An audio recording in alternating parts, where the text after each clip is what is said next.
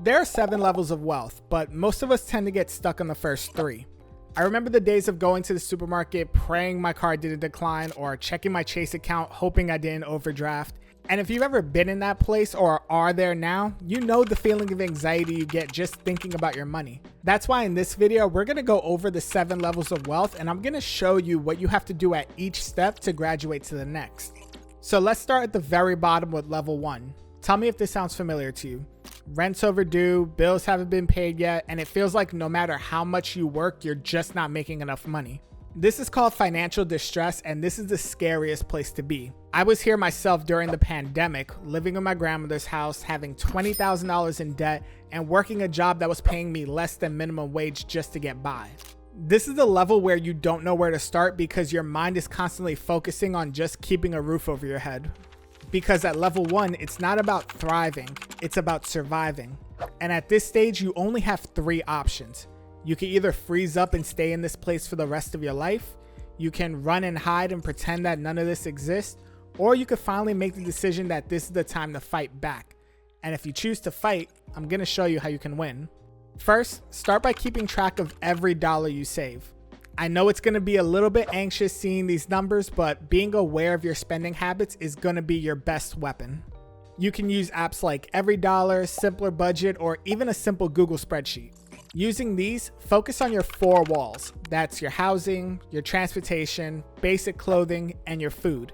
Your goal at this level is to figure out a way to pay for these things without having to dig yourself into more debt. This might mean you need to move into a smaller place or clip coupons for groceries or even take on side hustles to bring in extra income. Whatever you need to do to cover these expenses without digging yourself into a deeper hole, do it.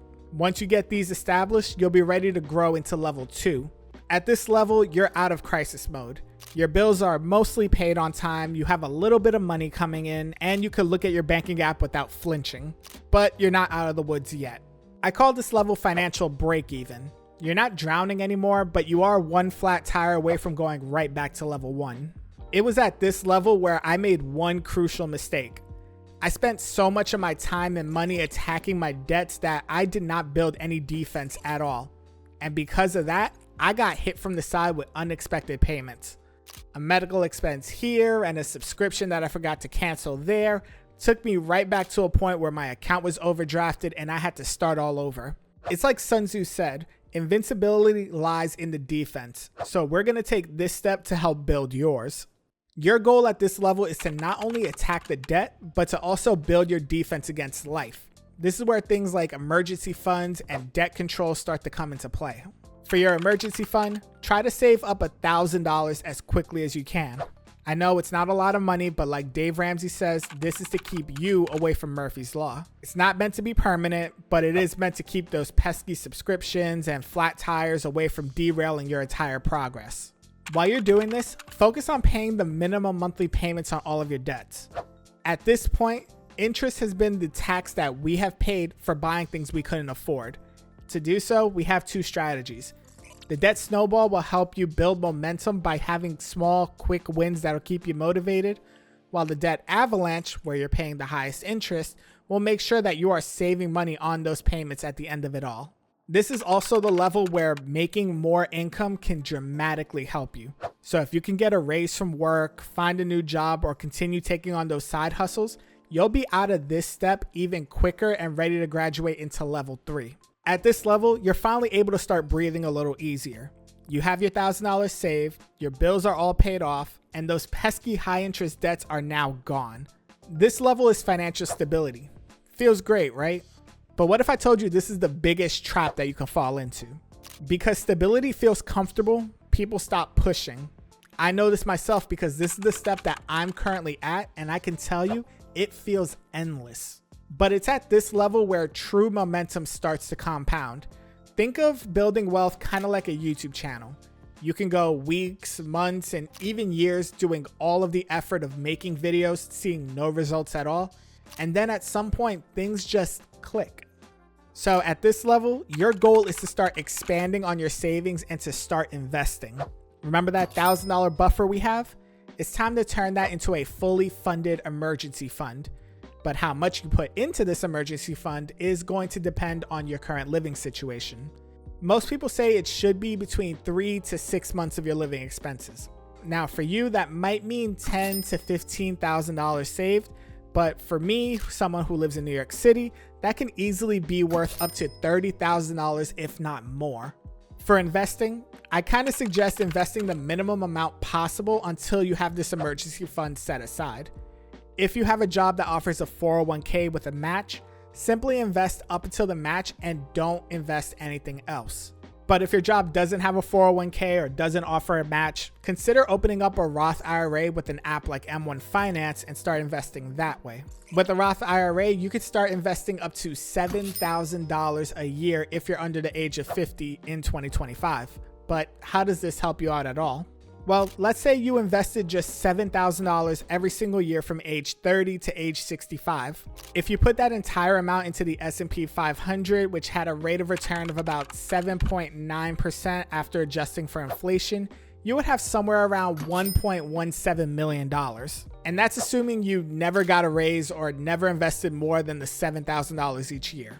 The name of the game at this stage is simply to automate all of these. Go to your savings account app and set up automatic transfers and do the same thing for your 401k or Roth IRA. Once you have these systems set up, you'll be ready for level 4. At this level, you're no longer surviving. You're finally in control. Your money has a system, your investments are starting to grow. My friend, welcome to financial security. When you're at this stage, you can finally start looking at additional assets to help grow your money even further. But be careful. You got to this level so far because you've been strategic, so don't mess it up now. The first thing you should be doing at this level is building out your financial team. These are experts in different fields that can now advise you on how to take advantage of your newfound opportunities. While not required, it's always a good idea to do your due diligence on them. If you're not sure where to invest your money, consider a financial advisor. If you're looking into rental properties, hire a real estate agent that specializes in the areas that you want to apply for. Lastly, no matter what, get a CPA. Taxes are complicated enough as it is, and a good CPA can help you navigate the entire process, especially later on when your income situations start getting a little more complex. Once you have your team in place and you have a game plan, then you can start looking at new horizons to invest your money. Start off small and only go with the risk that you feel comfortable with. So if you don't want to be a landlord or you don't want to be an employer, maybe skip the business and the real estate and just keep investing more money into the market, letting compound interest do its thing. The goal is to see what works best for you and hone in on it. And once you have all of that in place, you're ready for level 5. Level 5 is financial independence, and if you're here, you're free. That's because your income from your investments and your businesses are now enough to cover your monthly expenses, and it's to the point where you don't have to work anymore, but you can still do it if you choose to. You've escaped the rat race and are now living life on your own terms, but there's still 2 more levels after this. So how do we go about getting to those? Well, we need to start looking at money the way a business would. Some of the biggest companies in the world didn't start out large overnight. They started out small and developed systems. Once the systems were in place and they showed to be working, that's when the companies were able to scale up to the big behemoths that we see today. By taking the steps in the previous levels, you developed your own financial systems, and now it's time for you to start scaling out. The goal here is to maximize your retirement savings and start scaling out to bigger goals. Now we're thinking about things like, where do we want to buy a home, or what's that dream vacation we always want to go to? And most importantly, how much is it going to take for you to say that you have enough? So what do you have to do? First, you want to maximize your retirement savings. Max out that Roth IRA and put as much as you can into your 401k or a traditional IRA without sacrificing the lifestyle that you currently have. Next, take some time to envision your dream life. A lot of us have different versions of our dream life. Yours may be to own a home and sit out at the front porch, or maybe you're traveling around the world taking in different experiences. This is the part of the game where you can allow yourself to dream bigger. So take your time with this, plan it out, and get ready for level 6. Level 6 I call financial abundance, and at this point, you have more than enough. You travel, you invest, you go wherever you want, you buy whatever you want, and at this point, money no longer becomes the focus anymore because time is your greatest asset. But what does one do with all of this time? Well, the answer is whatever you want. Remember that dream life we spoke about in the last level? This is the level where you can start living it. Go on that trip, buy that house, buy that car. You've worked so hard to get to this point, and it's now time to enjoy the fruits of your labor. But what's next after this?